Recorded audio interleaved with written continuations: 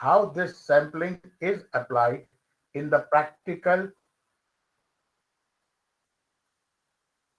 application. In general, the sampling distribution of a given statistics is the distribution of the values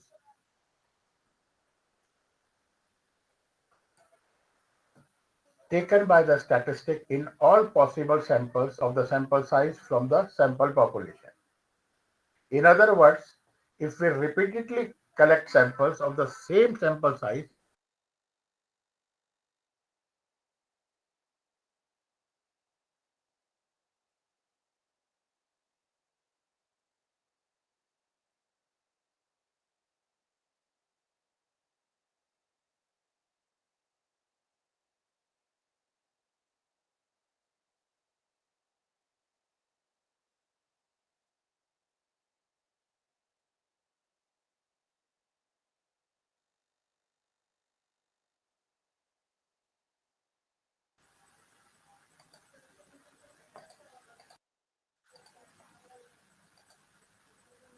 Sorry, your connection is lost. in other words, if we repeatedly collect samples of the same sample size from the population, compute the statistics, that is mean, standard deviation, proportion, and then draw a histogram of that statistics. The distribution of that histogram tends to have is called the sample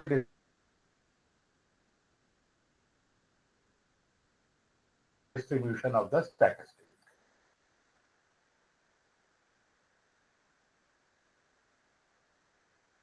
Now you are aware of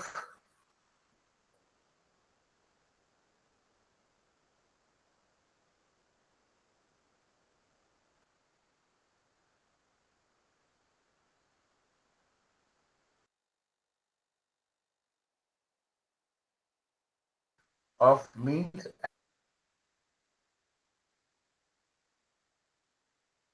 and central limit theorem.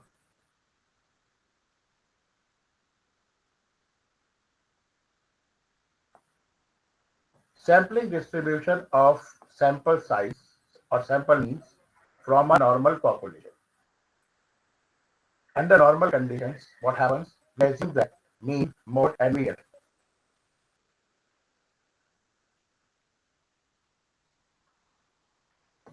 Okay, sir. Wait for a minute. Let me change the connections.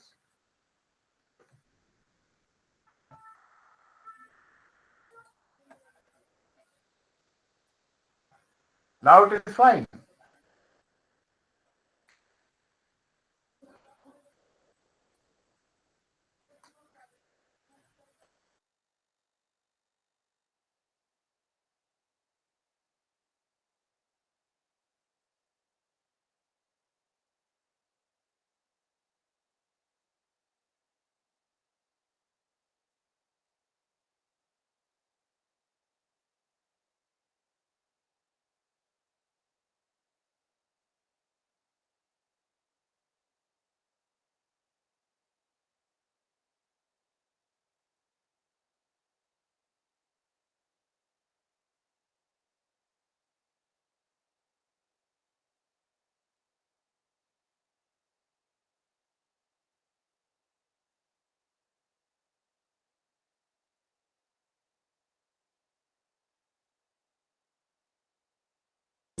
Dear students, please wait. Sir is joining shortly.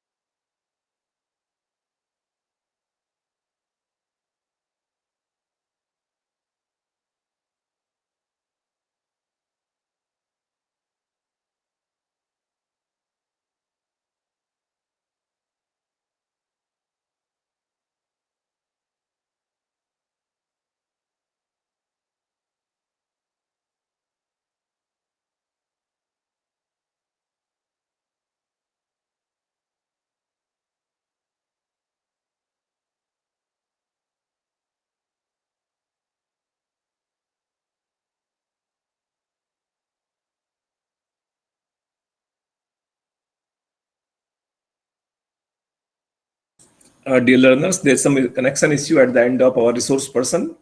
So he's fixing that, and then meanwhile, please wait. Okay, sir, no problem. Yes.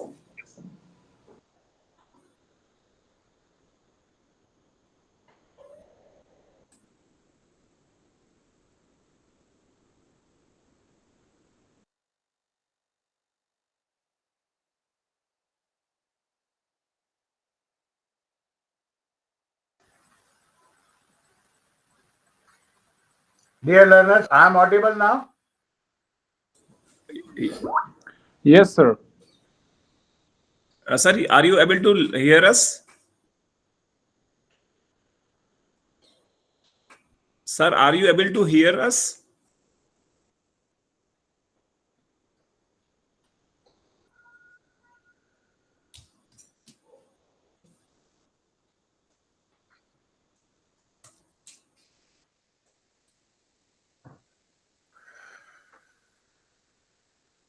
Now the thing is,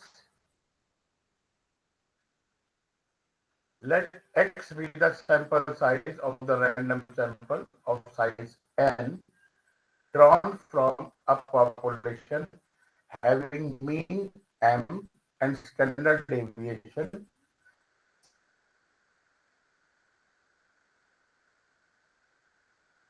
sigma. Then, okay, fine, sir, I'm continuing.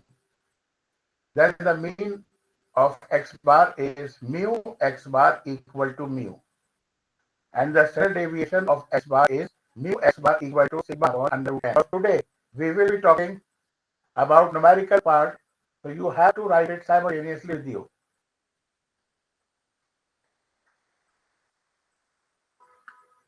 Now, after selecting a sample, one should like to go for estimating the value of population parameter, number one, testing a statistical hypothesis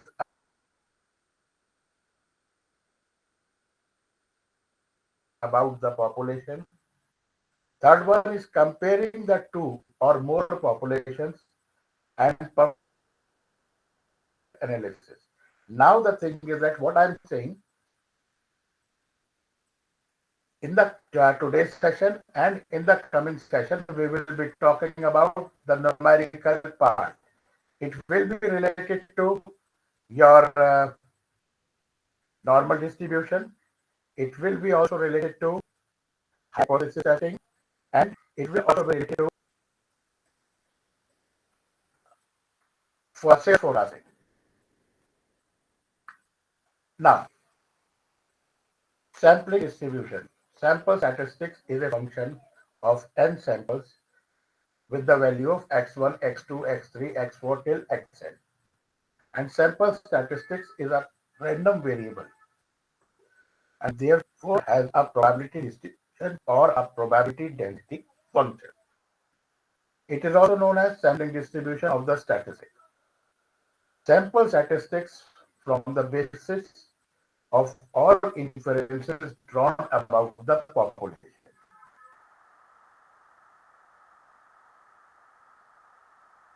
Here, the probability distribution of the sample statistics allows us to calculate the probability that the sample statistics assumes a particular value.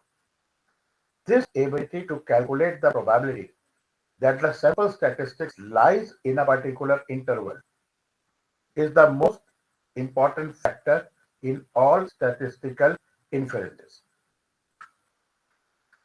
Now you are aware of how to find the sample mean. Sample mean is if there are n terms, x1, x2, x3, x4 till xn. Then the sample mean will be sum of all the observations divided by number of observations. For another sample of size n, then the same population, we might get a totally different sample values and so a different sample. Different observation, different sample, different mean. There are many, perhaps infinite possible ways of the sample mean. Now, what about the population? Population is infinitely large. Population mean is mu, and population variance is sigma square. And the sampling is without replacement. The standard deviation of sample mean is also called the standard error of the mean. You have to remember this because depending upon the nature of the problem, you have to apply the formulas. The standard error of the mean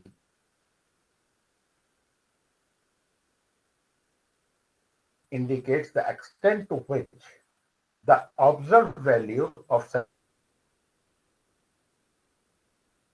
due to sampling errors.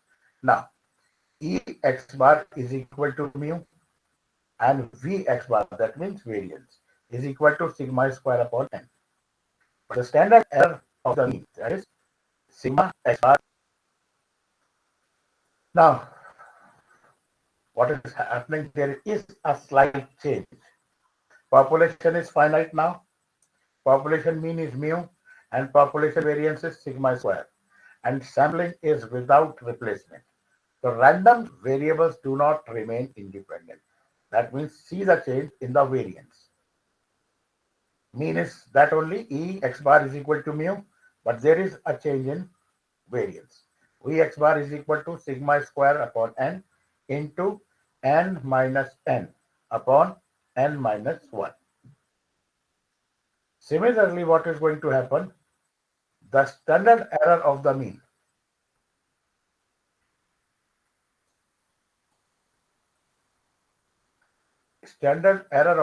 is equal to sigma x bar is equal to sigma upon under root n times under root n minus n upon n minus 1.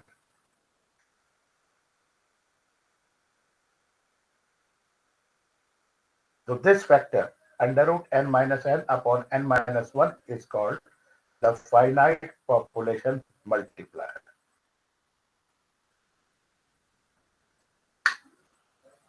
Now, since we had been saying that we are following normal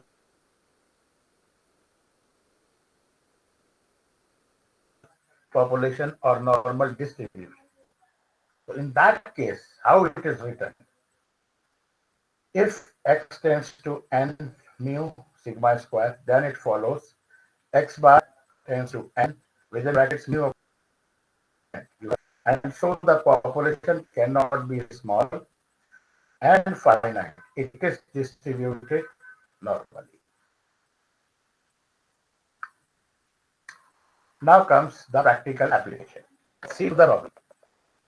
Suppose that it normally. In the problem, it is very much clear that it is a problem of normal distribution. If it is a problem of normal distribution, what is required? Initially, what is required?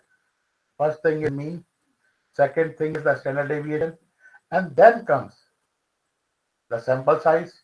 And lastly, what we have to calculate. Which probability we have to calculate. Going back to the problem, produced on a semi-automatic machine is known to be distributed normally with a mean of 10 mm and standard deviation of 0.1 mm. If we pick up a random sample of size 5, what is the probability that the sample mean will be between 9.95 and 10.05? Now the question arises, how to solve it and what we are supposed to do. You are supposed to find the probability. What you saw just a minute back, that was if x tends to n mu sigma, that has been replaced by 10 comma 0.1. Then x tends to n times bracket 10 comma 10 0.01 divided by 10. The size n is 5 now. Now the next step. Now you are supposed to calculate the probability. How it will be written? Probability P within brackets 9.95 less than x bar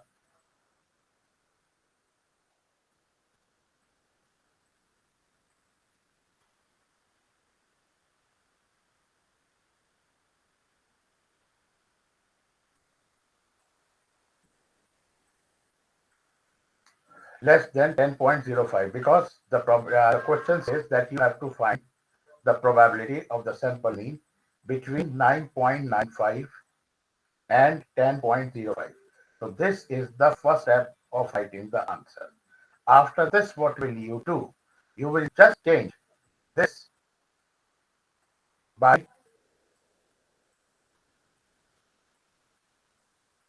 this part. Now going back, you will see it is written over 9.95 minus 10 upon 0.1 divided by under root 5. Less than equal to, this is the formula what we are using. X bar minus mu upon sigma upon under root n should be less than equal to, in this part you will be writing the values. That will be 10.05 minus 10 upon 0.1 divided by under root 5. Okay. On simplifying it, you will find that this will be a negative number because 9.95 is smaller than 10 and you are subtracting a smaller number from a big number. Your answer will be in a negative number. Here it comes, it is negative 1.12 less than equal to x bar less than equal to, again you will get the same number 1.12, now this time in positive side. You can see to it that these two values are same, but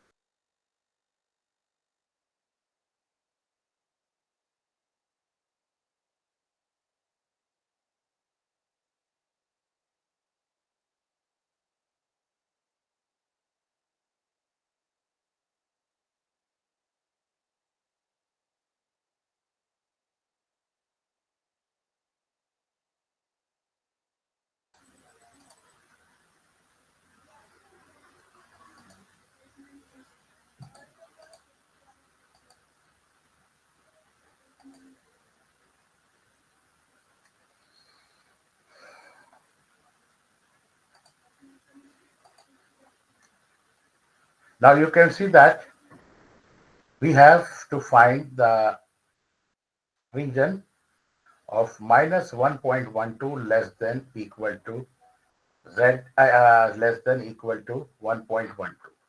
These two numbers have same numerical value but with opposite side. So what we will be doing, we will be writing 2 times of probability 0 less than equal to z less than equal to 1.12.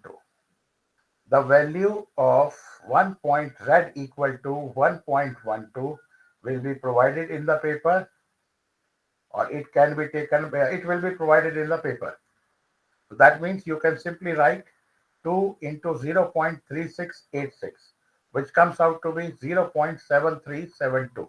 Now remember one thing, it has been told to you that the answer of probability can never be greater than 1. If you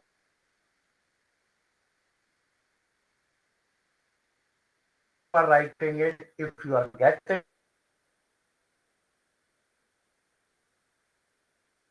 greater than 1, so please check your answer again.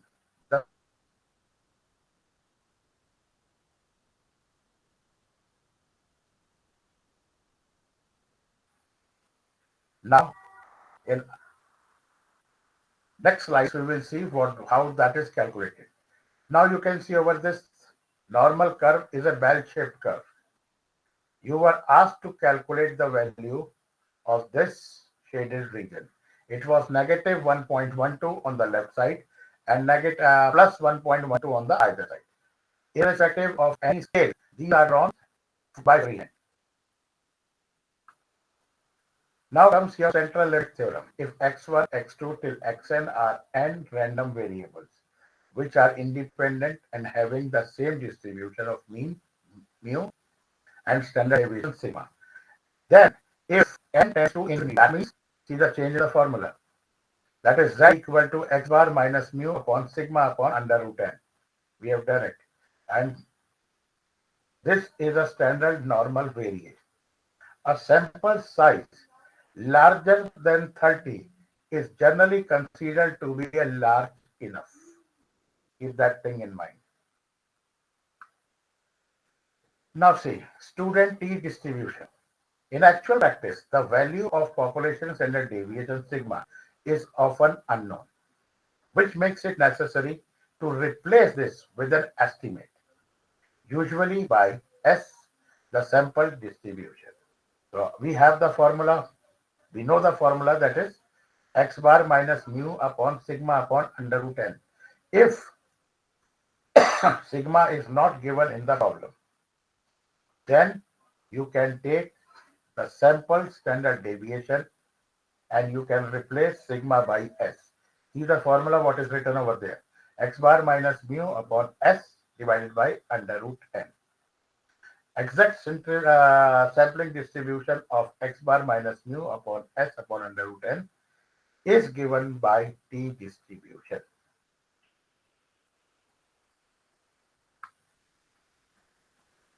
If x is a random variable having the standard normal distribution, is the word normal distribution has been used, and y is a random variable. Okay, that is not y, that is chi. Chi is a random variable having a chi square distribution with new degrees of freedom. And if x and y are independent, then the random variable is given by t equal to x upon under root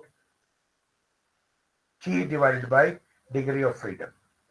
This has a distribution called t distribution or the student's t distribution with new degrees of freedom. We will see. You can see over here there are three curves. One which is up, then a dotted one, and then a normal third curve. Now, what is the difference between these three curves? There are many t distributions, each with degree of freedom, which is the only parameter of this distribution.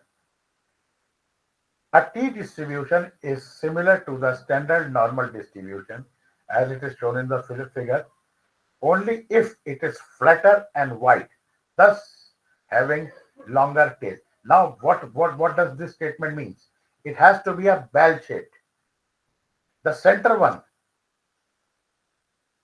which is at the top, that is the standard normal distribution of t distribution with infinity degree of freedom.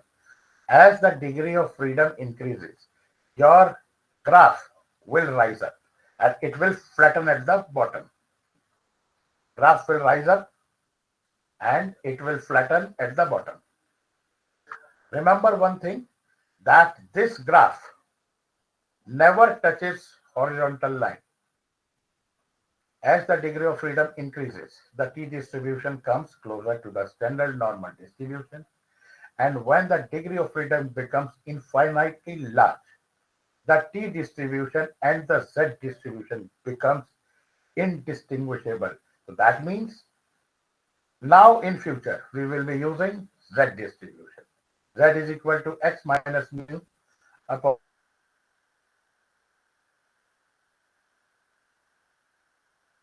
sigma.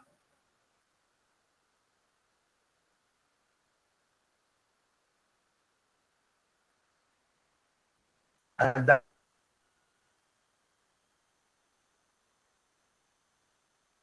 is the standard reason for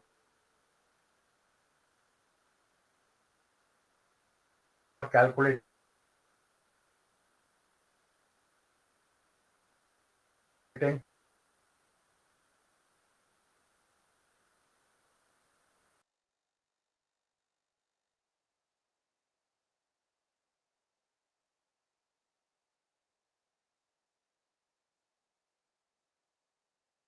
x bar minus mu upon s divided by under root n would have a t distribution with n minus 1 degree of freedom.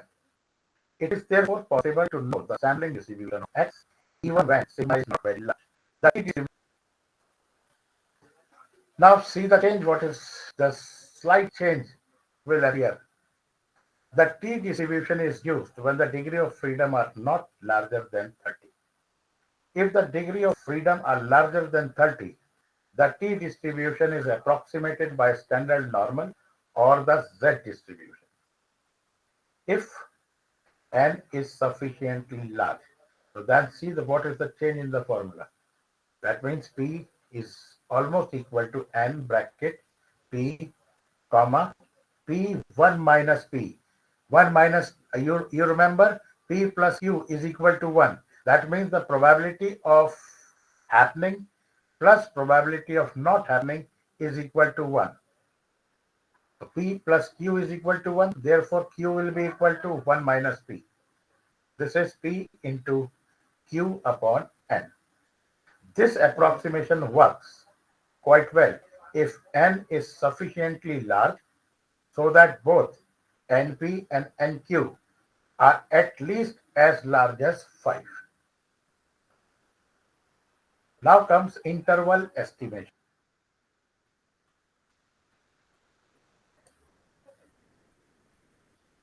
Suppose we want to estimate the mean income of a population of households residing in a part of city.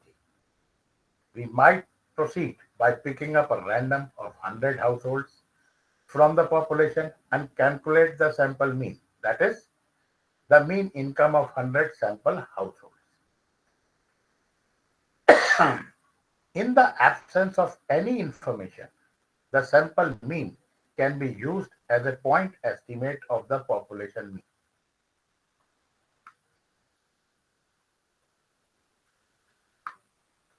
The lower the standard error of the mean, the greater is the confidence on the correctness of our estimation. This process is further refined in interval estimation, wherein we present our estimates as an interval and quantify our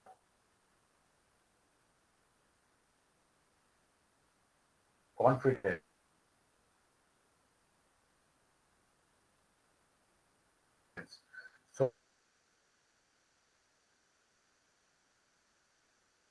so that the true population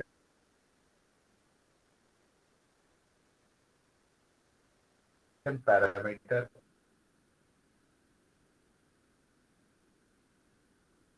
is contained by the estimate that is being estimated. We may say that 95% confidence interval for the population.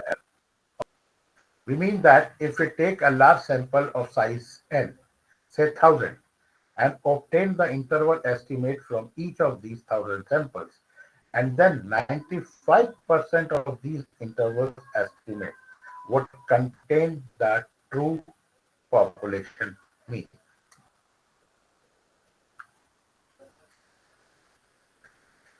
Now see how confidence interval is calculated and what is given to us and what we are supposed to calculate. Now the problem is, it is known that the weight of cement in packed bags is distributed normally with a standard deviation of 0.2 kg. This is given to you. A sample of 25 bags is picked up at random, and the mean weight of these 25 bags is only 49.7 kg. We want to find a 90% confidence interval for the mean weight of cement in filled bags. Now, if X is normally distributed with standard deviation of 0.2 kg, it is given to you in problem. The standard error of the mean can be easily calculated as sigma x bar is equal to sigma upon under root n. This has been taught to you.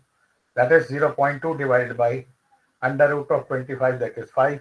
When you are going to divide it, you will get it as 0.09 kg. This is what? Standard error. After that, what you are supposed to calculate? If, now since n is less than 30, and we will use t distribution. That is t is equal to x bar minus mu upon sigma divided by under root n. You are to calculate mean. This has been asked in the problem.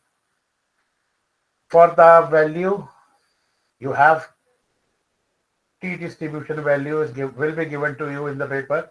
That is 1.645 is equal to your x bar is 49.7 This has been given to you, provided to you in the problem.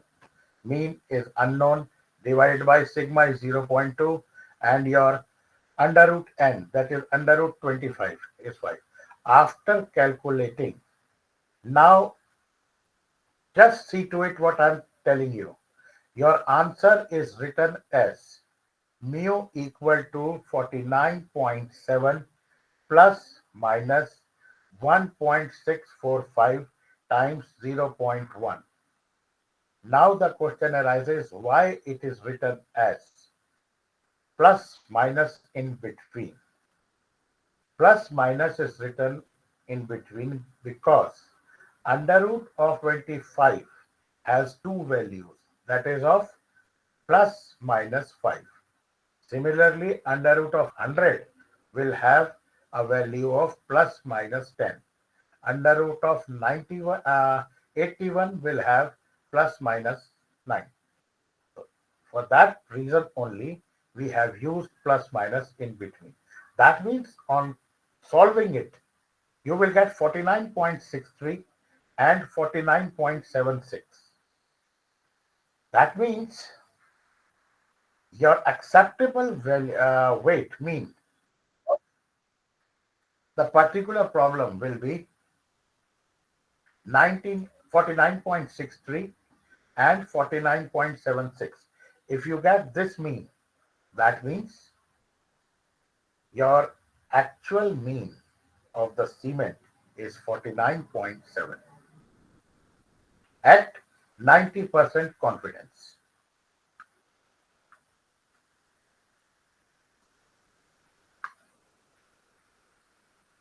Now we have to calculate the sample size. The question arises how to get the sample size.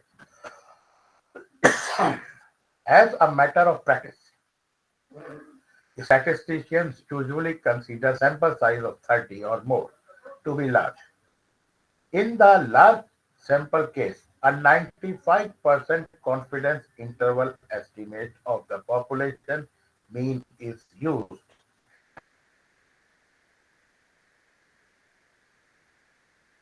And that is given by, see to it, again it is written as x bar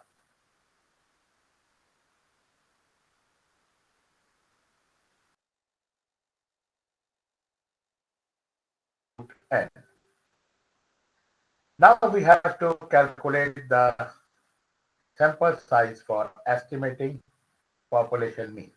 We assume that the population distribution is normal and the population standard deviation is known.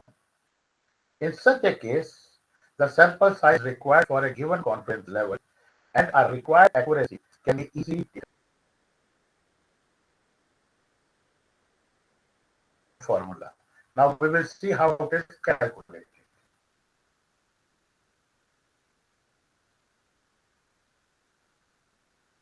Now here comes the problem. I'm not going to change the problem. Problem will be left as it is of cement bag. But now the thing is that how. Suppose we know that the weight of cement in filled bags is distributed normally with a standard deviation of 0.2 kg. Now we want to know how large a sample size should be taken so that the mean weight of cement in a filled bag has to be estimated within plus or minus 0.05 kg of the true value with a confidence level of 90%. We know that for 90%, we have x bar plus minus 1.645 times sigma upon under root n. That means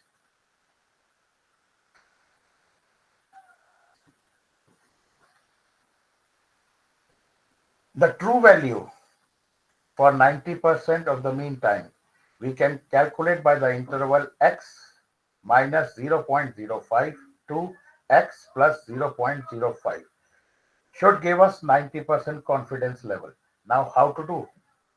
What has to be calculated? Now see, we have this formula. 1.645 sigma upon under root n is equal to 0.05.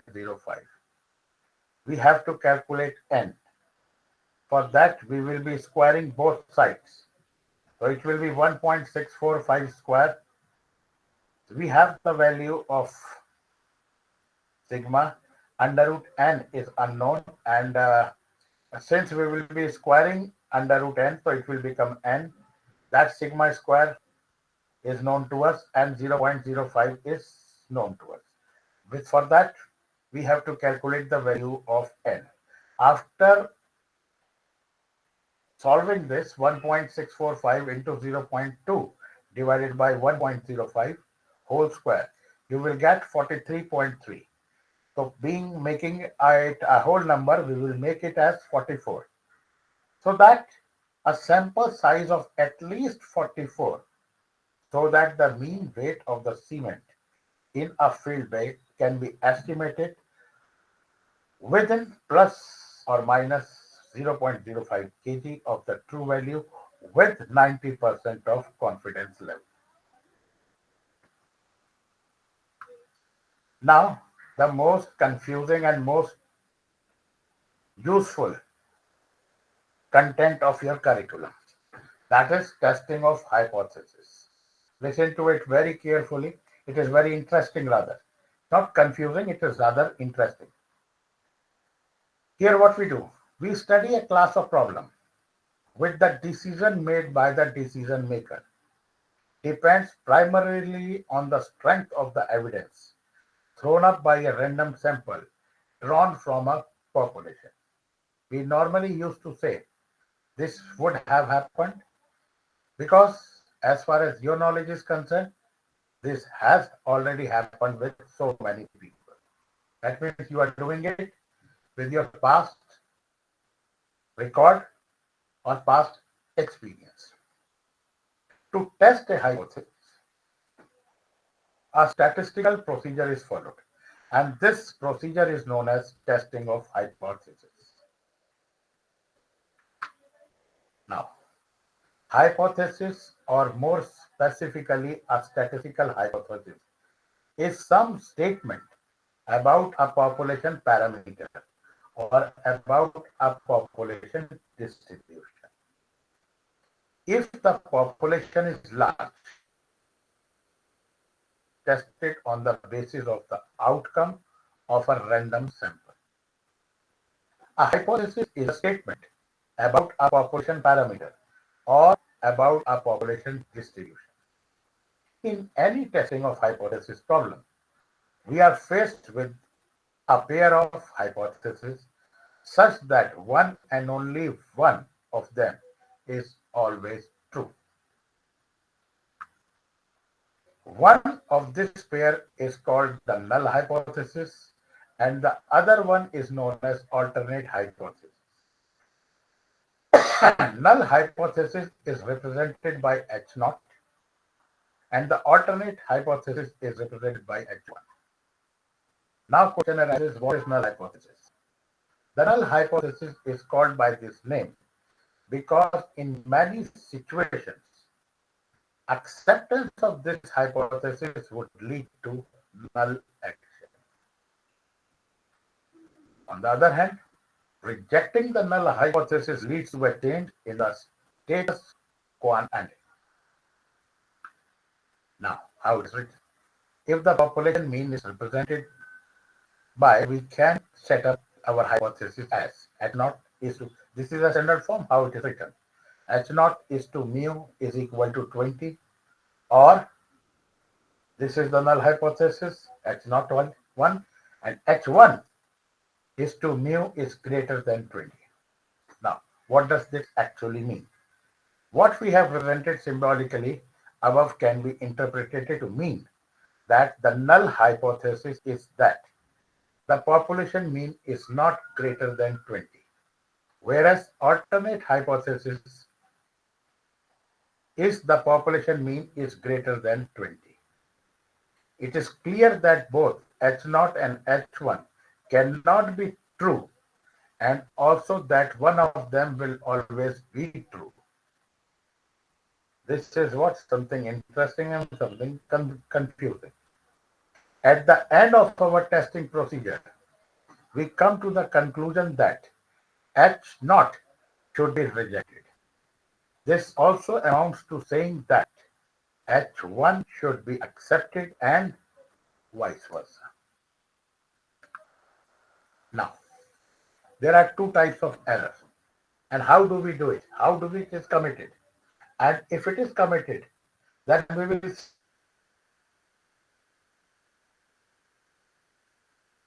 see what are its effects on economics and the status of the organization.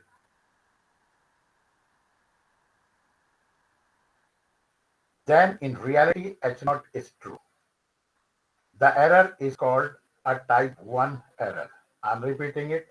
If we wrongly reject H naught, when in reality H naught is true, the error is of type 1 error.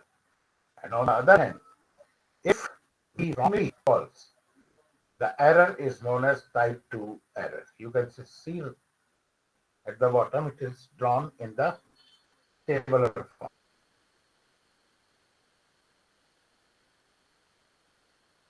H naught is true, we accept H naught, and we reject H naught. This is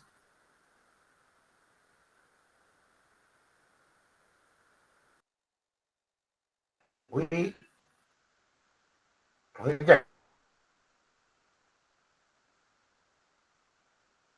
it. This is type 2 error. Now, let us see. Let us take a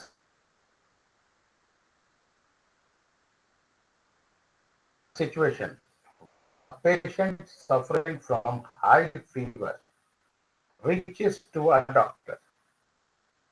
And suppose the doctor formulates the null and alternate hypothesis as H naught is the patient is a malaria patient. And that is patient actually a malaria patient, and after observation, pathological and clinical examination, the doctor rejects H naught. That he or she declares him or her a non-malaria patient. It is not a correct decision, and he commits an error in decision which is known as type 1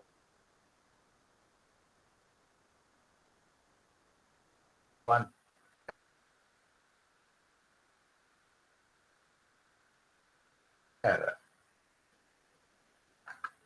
Now, secondly, what that is patient actually a non-malaria patient, and after observation, the doctor rejects H naught.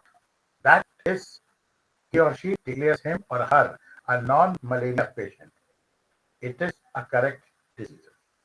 Now, third case is suppose the hypothesis H naught is really true, and the patient actually a malaria patient, and the observation the doctor does not reject, he declares him or her a malaria patient. This is a correct decision. Now the fourth is what we happen.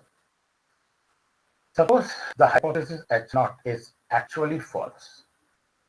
That is, patient actually a non-malaria patient, and after the observation, the doctor does not reject H naught. That he or she declares him or her a malaria patient. It is not a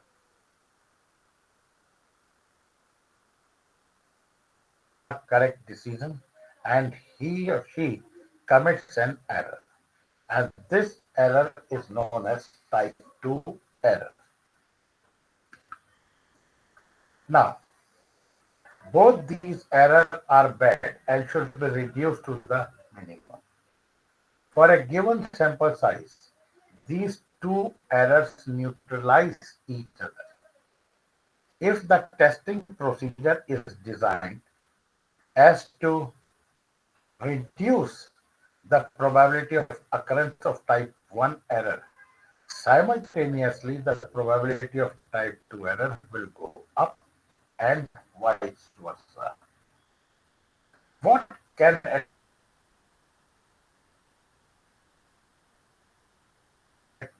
best be achieved in a reasonable balance between these two errors? Type 1 error is much more severe than type 2 error and so needs to be controlled. Type 1 error generally results in financial loss to the company. And type 2 error generally results to an outcome of significance level at which the test is conducted. The significance level, therefore, sets a limit to the probability of type 1 error, and test the procedures are designed so that to get the lowest probability of type 2 error subject to the significance level. The probability of type 1 error is usually represented by the symbol alpha, and the probability of type 2 error is represented by beta. Testing of hypothesis suffers from the limitation that the financial or the economic cost of consequences are not considered explicitly. In practice, the significance level is supposed to be arrived cost consequences. It is very difficult to specify the ideal value of alpha. Probability of type 1 error should be lower. That is, the value of type 1 error should be lower. In practice, most tests are conducted at alpha equal to 0.01, alpha equal to 0.05 with negative sign, and your sigma or otherwise alpha will be equal to -1 by convention as well as by convenience. Now actually what happens? Here what is happening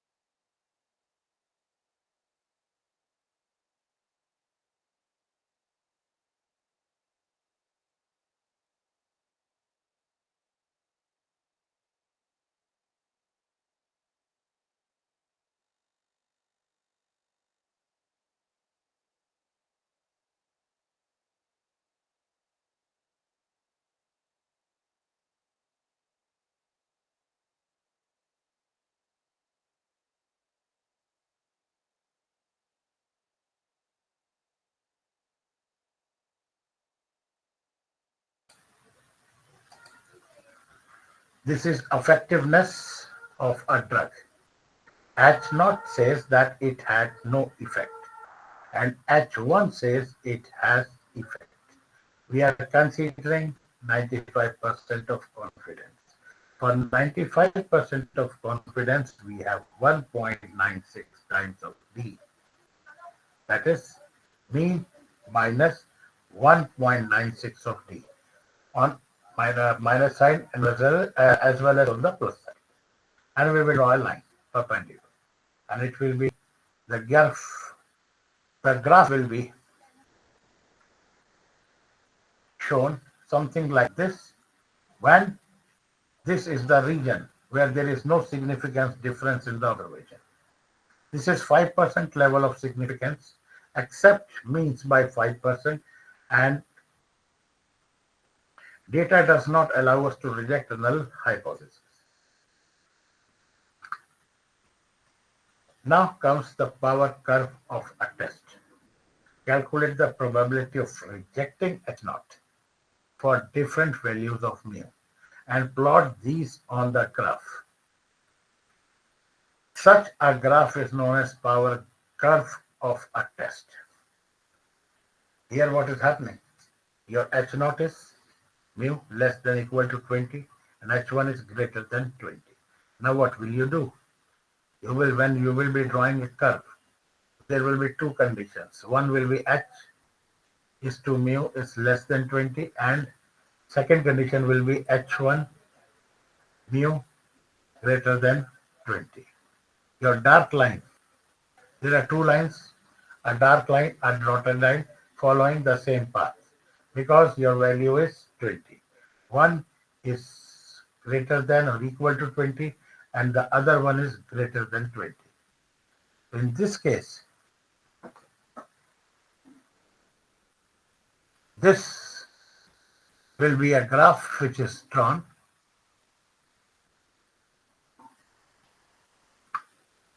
Now p-value of a test. The significance level is arbitrarily fixed. A better way of expressing the conclusion of a test is that state the p-value of the or the probability value of the test. If p-value of test express the probability of observing a sample statistics in extreme as the one observed if null hypothesis is true. Now, how to set up the hypothesis testing procedures? There are basically two phases in testing of hypothesis. In the first phase, we design the test and set up the confidence in order which we shall reject the null hypothesis.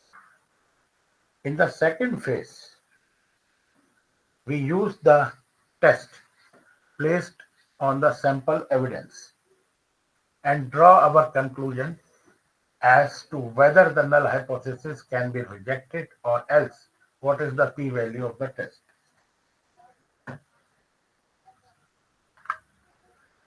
Now, what is the exact procedure for testing the hypothesis? State the null and the alternate hypothesis. That means state null and alternate means H0 is to mu is equal to some condition and H1 is to mu with some alternate condition.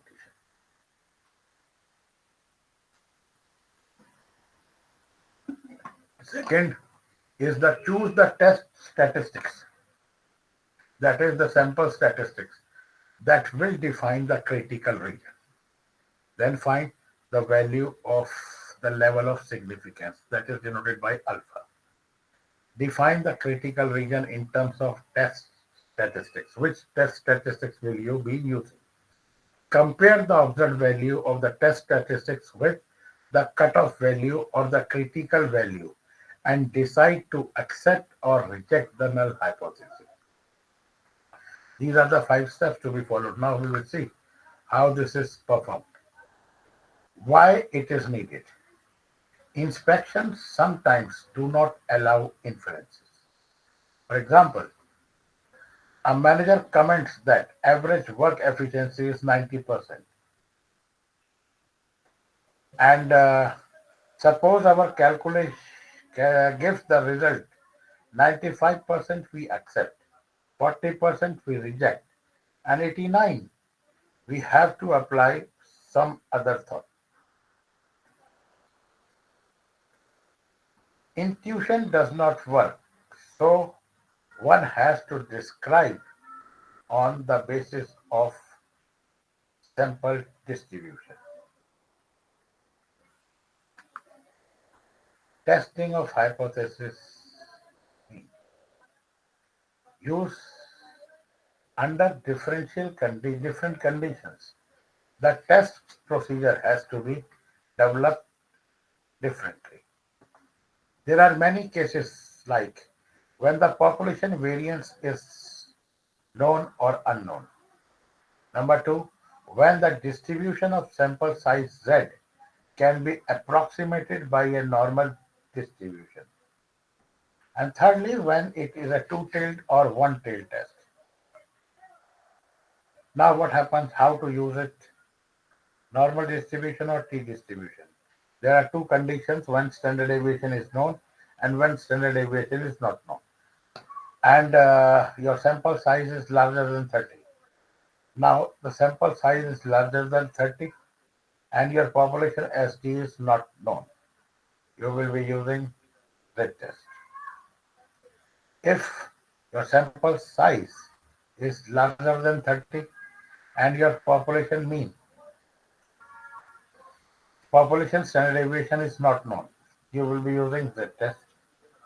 And if you have sample size larger than 30 and your population SD is not known, you will be using t-test. Depending upon the condition given in the problem, you have to apply the formula. Now see what happens. Bulb manufacturer reject if life is short, that is of bad quality. So your null hypothesis will be H naught is to mu is equal to mu H naught. An alternate hypothesis will be just the reverse of it. This is H1 is to mu not equal to mu H1. But these values will be given to you in the problem. And your graph will be like this, what is shown over here. Second case, bulb wholesaler reject if the life is shorter and accept otherwise. Here it will be like this and your region will be like this multiplied by 2. Now we will see. Example is rim manufacturer. Condition is it can withstand 80,000 per square inch the weight. Your standard deviation is 4,000 kg per square meter and your mean is equal to 79,600 kg per square inch. Since you can see that this is a problem of standard normal variate because whatever is given to you, you have read it. First one, N is given 100. H naught is equal to mu is equal to 80,000. H1 is to mu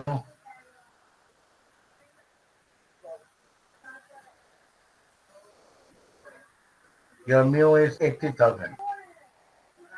H1 is equal to mu is not equal to 80,000 and your alpha is 0.05. 5% means 0.05. We will go back to the standard error of mean, that is sigma upon under root n. Calculate it. It will become 400. And you have to calculate Z calculated. Z calculated means your value of Z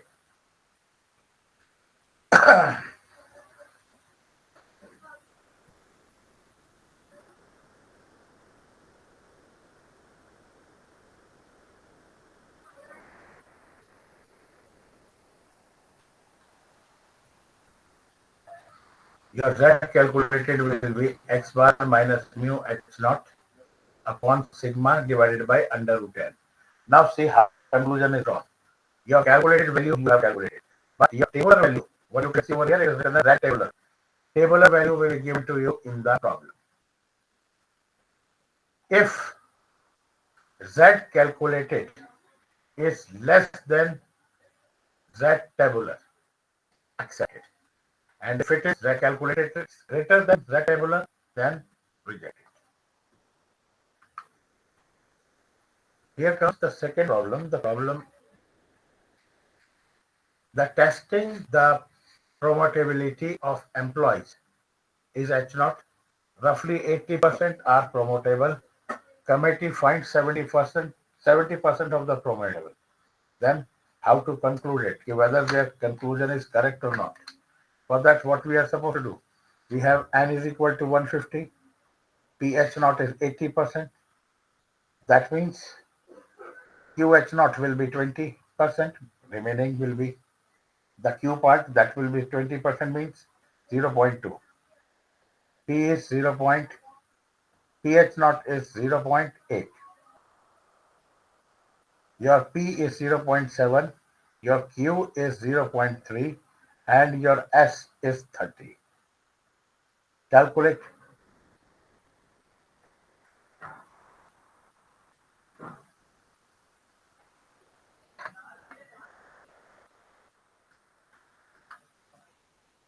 Test of means when standard deviation is not known. Testing of recruitment sources. H naught is, it is going fine. The average score on the aptitude test will be around 90%. This is your null hypothesis. That means 90% means H naught is equal is to mu is equal to 90. So mu H naught will be 90. N is 20. This is given in the problem. X bar is 84. S is 11. Alpha is 0.10. Then you have to use the formula sigma x bar equal to sigma upon under root n, where sigma is not known. So what will you be doing? You will be replacing it with S, because in the problem S is given to you. Now if T calculated is less than T tabular, you have to accept it. And if T calculated is greater than T tabular, you have to reject the hypothesis. Now comes your chi-square test. If required, the equality of variance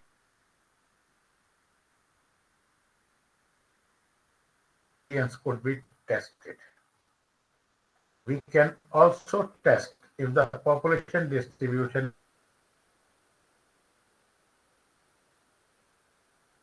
is Poisson, exponential, or any other distribution.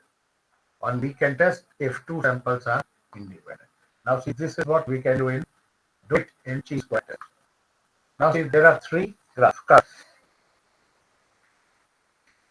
When you have 1 degree of freedom, you have a graph like this. When you have 5 degrees of freedom, your graph becomes this. Now that means this moves over here. And when you have 10 degrees of freedom, it becomes a steeper. This is and flattens down the line. That means it is almost equal to a Z curve. Now what are the properties? If X is a population variable, random variable, having a standard normal distribution, then X chi square will have a chi square distribution with 1 degree of freedom. If y1 and y2 are independent random variable having chi square distribution with v1 and v2 degree of freedom respectively, then their combined will be y1 plus y2 will have a chi square distribution with v1 plus v2 degree of freedom. Normally what we apply in chi square test, n minus 1 into s square upon sigma square for n minus 1 degree of freedom. Now this is very interesting problem. A TV channel program manager wants to know whether they, there are any significant difference among male and female viewers between the types of the program they watch. A survey conducted for the purpose gives the following result. We have two types of TV program. First one is news and the second one is serials. And viewer sex may be male or female. The different conditions prevailing, a table is prepared accordingly. And you can see over here, it is 30, 10, 20, 40, and when we add them up, this becomes 50 and 50. Total becomes 100. What will be the total of respective column? 50. That will be 40 and 60. And at the bottom line, it is 100. Now, we have to calculate chi-square statistics and determine whether the TV program is independent of the viewer sex. Take 0.10 significance level.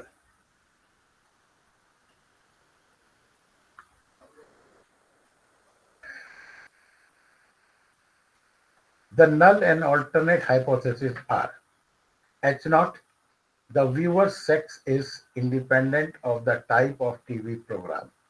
There is no association among the males and female viewers. Number H1 is the viewer sex is not independent of the type of TV program. Now, how to obtain the observed frequencies in the problem? Your expected frequencies can be E is equal to row total into column total divided by total. Now we will see how it is calculated. Here it comes. E total. E is equal to row total into column total divided by 100. Divided by 10. This was the problem that was given to you. Now you are calculating value of E. It is 40 minus 50 divided by 100, which comes out to be 20. And here 40 minus 50 divided by 100, it is again 20. Then 60 minus 50. 60 minus 50 divided by 100, and it is 40 minus 60 minus 50 divided by 100. You get 4 values. Now, this is the observed frequency. This is the expected frequency.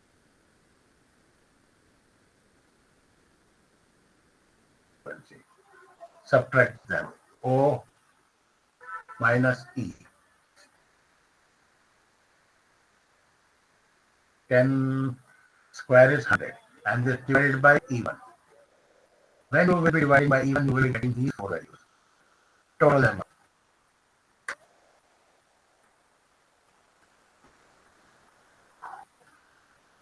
The value what you get, it will be chi square equal to 16.66. This is your calculated value. Now, since we have a 2 by 2 contingency table, the degree of freedom will be R minus 1 into C minus 1. That is a standard formula, which comes out to be 1. That means at a degree of freedom of 1 and at 0.10 significance level, the value of this will be 2.706. Your calculated value is 16.66. Now what is? Your calculated value is 16.66, which is greater than the tabular value of 2.706. Therefore, what we do? We reject the null hypothesis and conclude that type of TV is dependent on viewer sex. It should therefore be noted that chi square is greater than the table value of chi square. The difference between the two theory and observed observation is significant. Testing the goodness of fit. The chi-square goodness of fit is a statistical hypothesis test used to determine whether a variable is likely to come from a specified distribution or not. If it is often used to evaluate whether sample distribution is representative of the full population. The goodness of fit is typically used to determine if data fits a particular distribution. The test of independence makes use of a contingency table to determine the independence of the two factors. Testing the goodness of fit.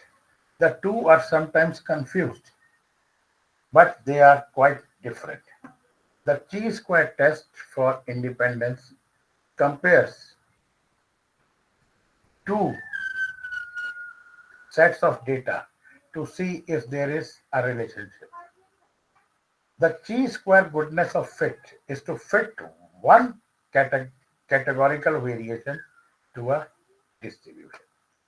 Suppose we want to test if a worker is equally prone to producing defective components throughout an 8-hour shift or not. We break the shift into 2-hour slot and count the number of defective components produced in each of these slots. At the end of 1 week, we find that the workers has produced 50 defective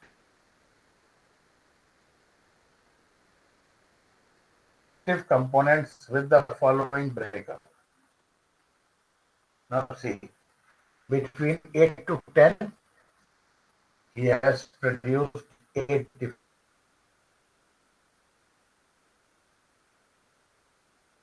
defective. From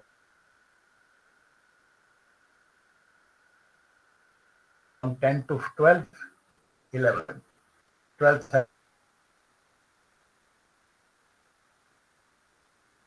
32, 14, 30, 16, and 232, 430, 50. When you total up, it becomes 50. Using the significance of 0.05, is it really?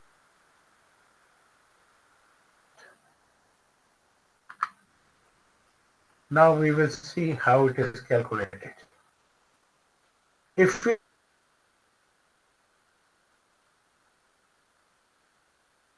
represent that the defective components come with the ith slot by Pi, then the null and alternate hypothesis is equal to P3 minus P4. That means they all are equal. So all are equal 1 by 4. 1 by 4 means 0.25.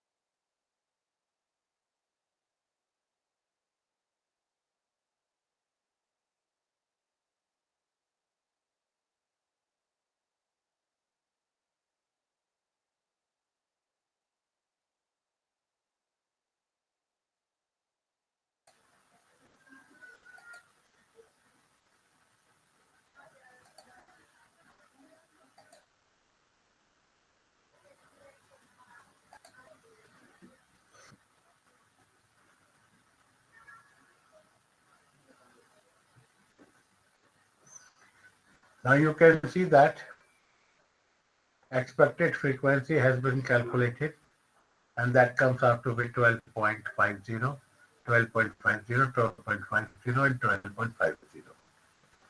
Then OI minus EI. Then the next column is squaring it. And the last column is square divided by E1, expected frequency. In the above table, the expected frequency E has been calculated as NPI, where N, the total frequency is 50, and each PI is 0.25 under the null hypothesis. For K minus 1, that is for 3 degree of freedom, we want a significance level of 0.05. The cutoff value of chi-square value should be 7.815. This 7.815 will be given to you in the problem. Now, what is the conclusion? We can reject the null hypothesis only when the observed value of chi-square statistics is at least 7.815. But we have only 3.28. Therefore, we cannot reject the null hypothesis. Now we have two means.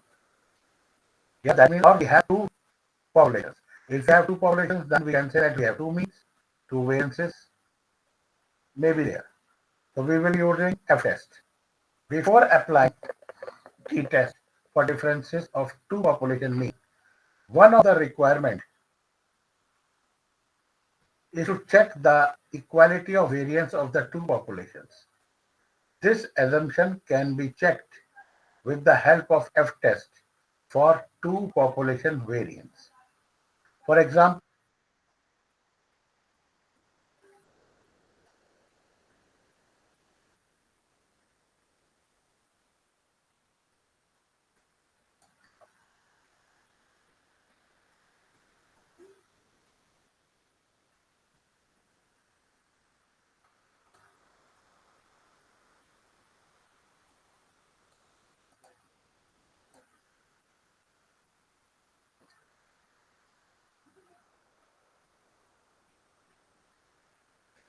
example, an economist may want to test whether the variability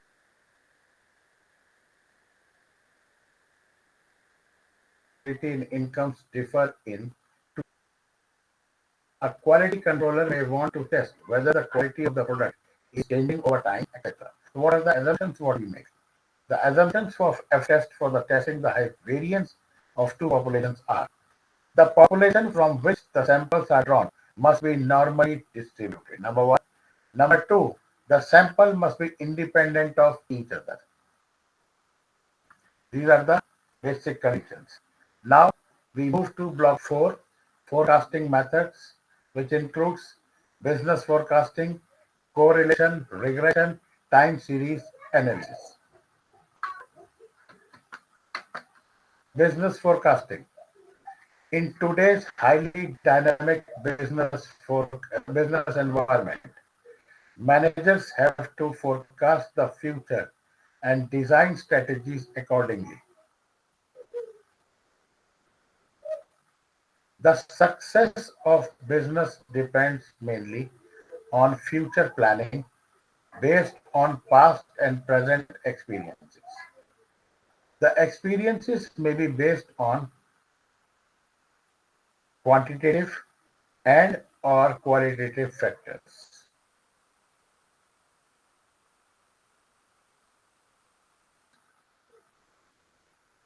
Both these types of information help managers in business forecasting. Managers use forecasting, the art or science of predicting the future techniques, to make strategic decisions about selling, buying, hiring, etc. every day. The past data are used by managers to make predictions about the future. Forecasting is of what will happen in the future in the face of uncertainty. A flowchart of forecasts and the decision making process is here. Now we have strategies, we have discussions, plan performance, and monitoring system. The feedback comes from which part? We have from this manufacturing system, we have divergence, and from there we can have forecast. It will be sent to the strategy part, but your actual performance is between decisions and monitoring system. Decisions are also get influenced by the additional information obtained by using the forecasting method. Such information and the perceived accuracy of the forecasts may also affect the strategy formulation of an organization.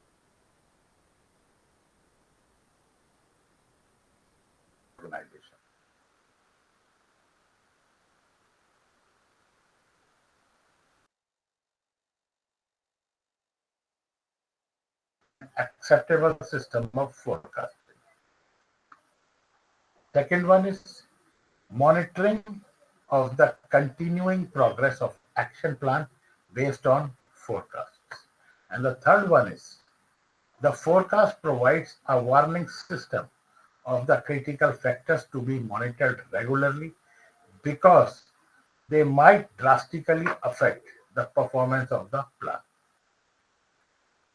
What is the distinction between prediction, projection, and forecasting? Prediction. Forecasting. Prediction is a future estimate based on extrapolation. Hence, prediction is solely based on the past data of the series under investigation. A projection is a prediction.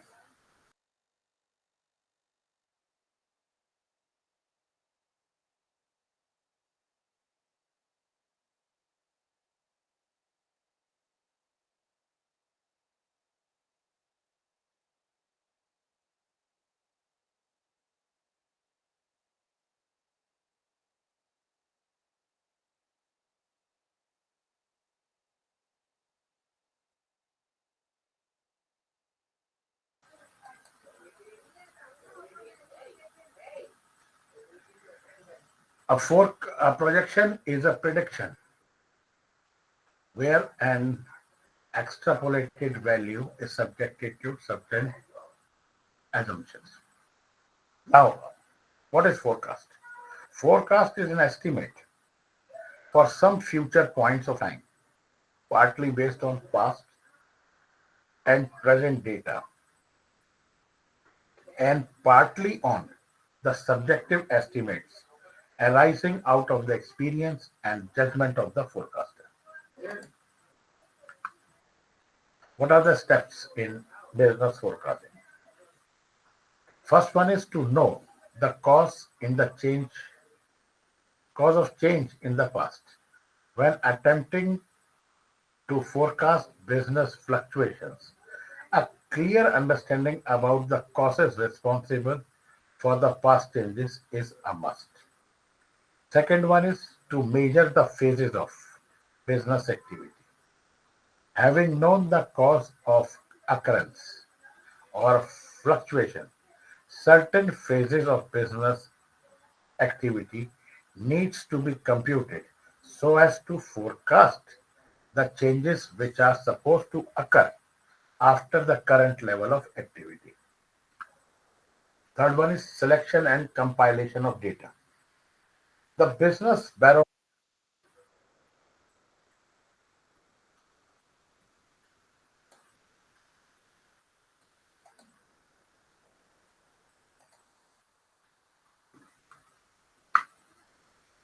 What are the steps?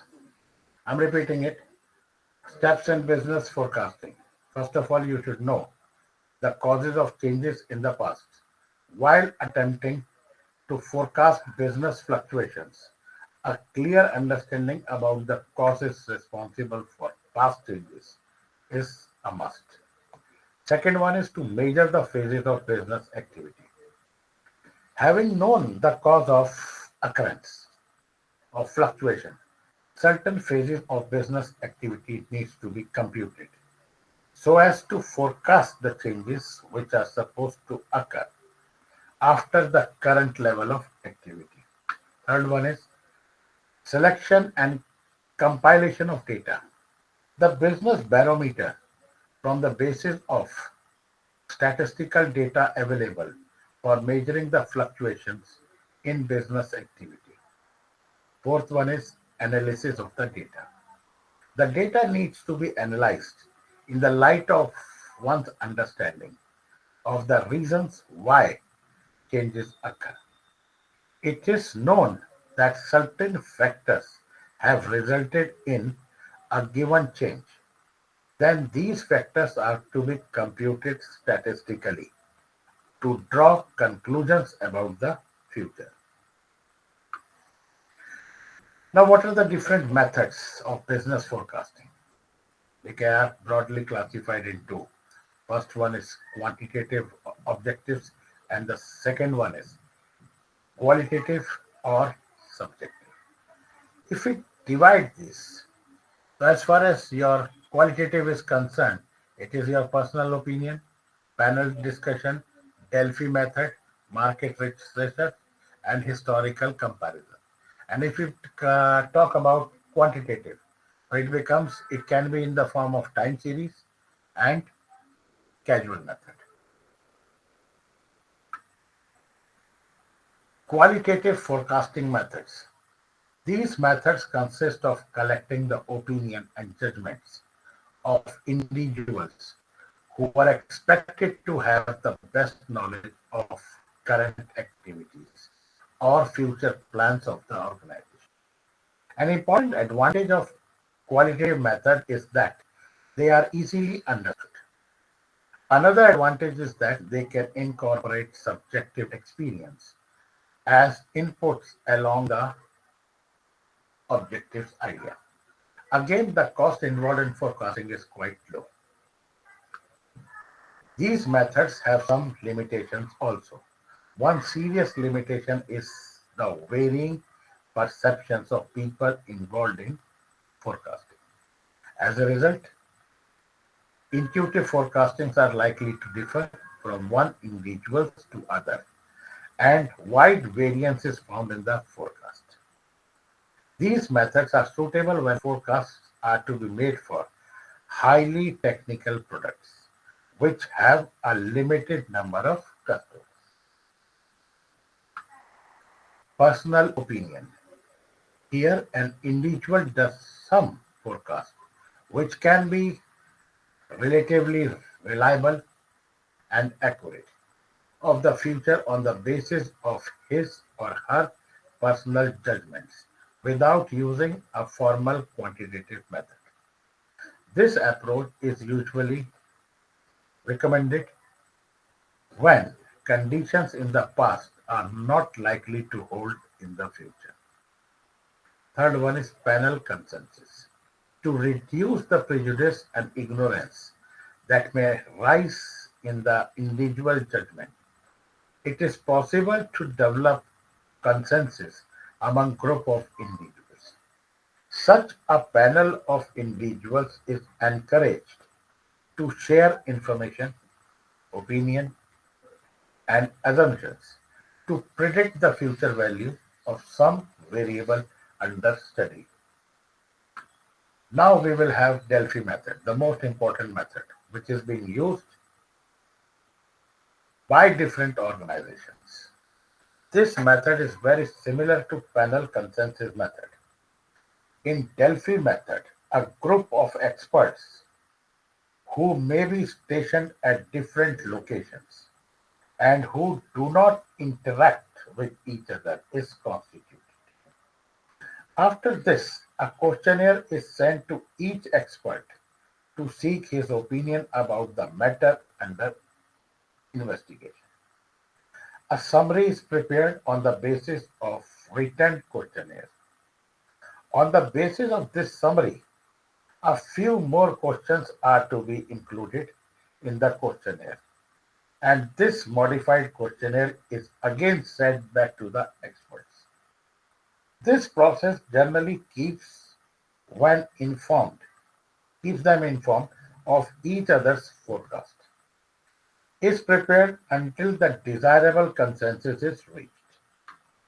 A Delphi method is an iterative procedure in which revisions are carried out by the experts till the coordinator sets a stable response. This method is very efficient if properly conducted, as it provides a systematic framework for collecting experts' opinion. By virtue of anonymity, statistical analysis and feedback of the results, and provision for forecast revision, results obtained are free of bias and generally reliable. Next method is market research. The marketing research method is introduced in order to collect data, and accordingly, a well designed questionnaire is prepared and distributed amongst the respondents. On the basis of the response obtained, a summary is prepared and the survey result is developed. Then comes quantitative forecasting methods. These methods are used under the following situations. Past information about the variable being forecast is available. Available information can be expressed numerically. And a reasonable assumption is that the pattern of the past will continue in the future. That means after summer, winter will come. Now, forecasting for medium and short term decisions.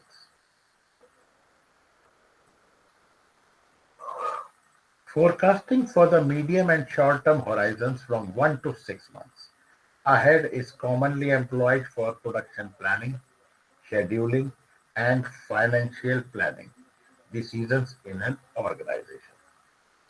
We can classify these methods into the five categories. First one is subjective or intuitive methods. Second one is methods based on averaging of past data. Third one is regression model on historical data. Fourth one is casual or econometric model. And your fifth one is stochastic model with time series analysis and box Jenkins models. Subjective or intuitive methods. These methods rely on the opinion of the concerned people, and are quite popular in practice. Top executives, salesmen, distributors, and consumers could all be approached to give an estimate of the future demand of a product. And a judicious aggregation or adjustment of these opinions could be used to arrive at the forecast of future demand. Committees or even a Delphi panel could be constituted for the purpose. However, all such methods suffers from individual bias and subjectivity. It cannot be documented and programmed for use on computers so that no matter between whether A or B or C makes the forecast. The result is the same. However, subjective and intuitive methods have their own advantages. Marketing or other financial areas only methods available to forecast and plan the future. Methods based on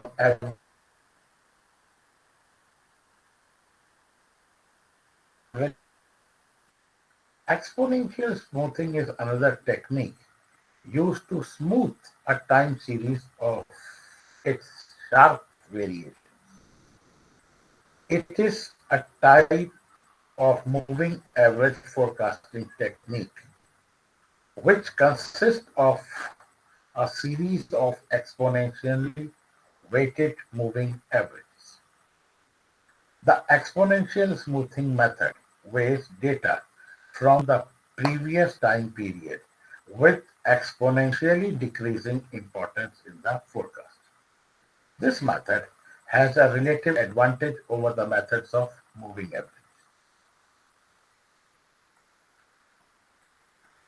First, this method focuses upon the most recent data. Second, during forecasting,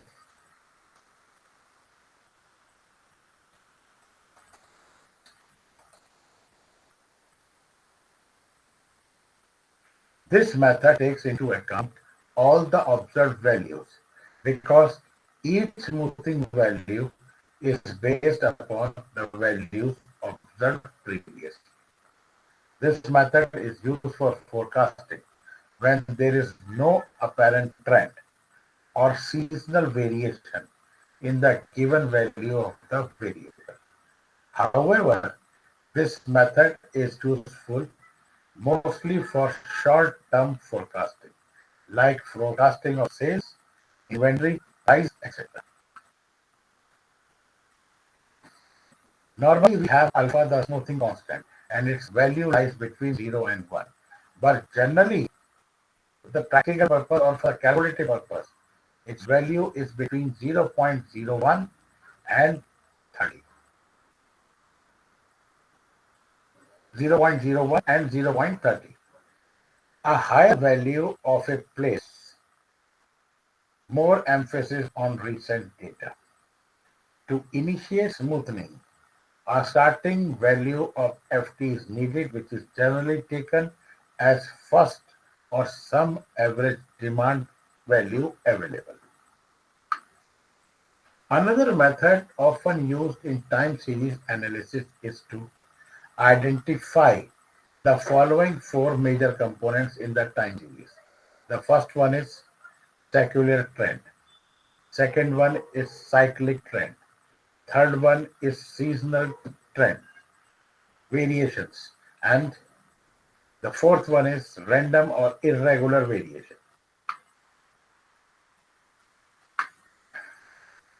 So we will be concluding today's session over here. In the next session, we will be talking about your correlation regression. These are the methods for forecasting the future values and plans, and they have calculative methods with them. Do you have any question? You can write it. I will answer it.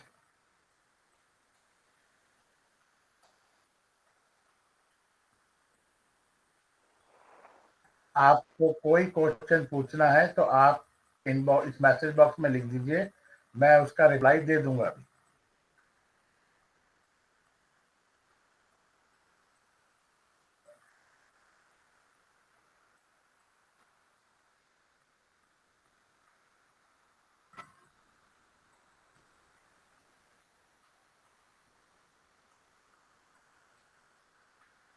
आपको कोई question पूछना है? Okay okay okay okay.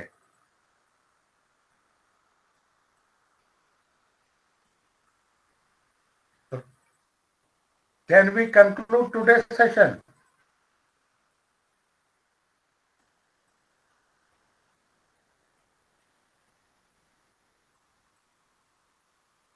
Yes, sir. You can conclude today's session. Okay.